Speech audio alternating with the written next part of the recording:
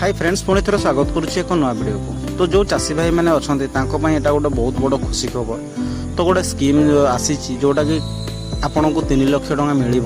तो कौन कले आप से 3 लाख टका पाइपर और से स्कीम रो ना कौन रही संपूर्ण तथ्य आज मुझे ये वीडियो माध्यम देवी। ता पूर्व चैनल नुआ कर चैनल को लाइक करदे और वीडियोटी भल लगी चैनल को सब्सक्राइब करदे। तेज चलतु संपूर्ण तथ्य जाना। तो फ्रेंड देशर कोटी कोटी चाषी को सहायता जगै देवाक अनेक योजना कार्यकारी कर सरकार। समय यही सब योजना गुड़िक नुआ नुआ अपडेट आसी थाए, किंतु अनेक हिताधिकारी एभली नुआ अपडेट विषय रे अवगत होई न पारंती, जहा फल सरकार दौथुवा सुविधा सुजोग वंचित होई जांती प्रकृत हिताधिकारी। किछि दिन पूर्वे चाषी एक बड़ घोषणा करथिले केंद्र सरकार। यही घोषणा स्कीम किसान क्रेडिट कार्ड को नहीं थिला। किसान क्रेडिट कार्ड थिले कम सुधरे ऋण जोगाइछंती सरकार। तेबे केवल कृषि उपकरण किणाबिका करिबा पई एही योजना कार्यकारी करिछंती सरकार।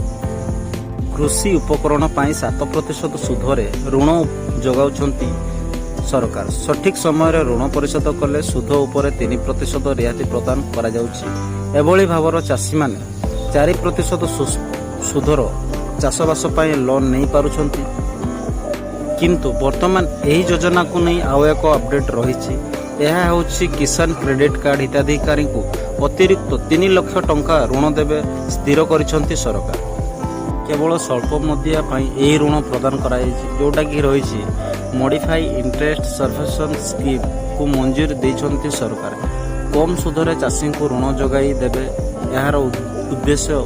यह द्वारा चाषी को बैंक गुड़ी को चाषी को अतिरिक्त ऋण जगाई देले सरकार बैंक गुड़ी को 1.5% सुध छाड़ कर, जहा फल चाषी को आहरी कम सुध हार ऋण मिल पार। यार लाभ उठाइबा हेले चाषी को अति कम 2 लाख टंका ऋण नेबाकू हेबो। तो फ्रेंड्स जानी पारिले यही इनफॉरमेशन टी केवल से चाषी भाई मानक पई जो माने चाषबास लोन कर सुध हार कम रही। तो फ्रेंड्स यही भाया चाषी भाई मैंने सठिक इनफॉरमेशन पाइबा चैनल को सब्सक्राइब करदे और वीडियोटी भल लगी शेयर करदे।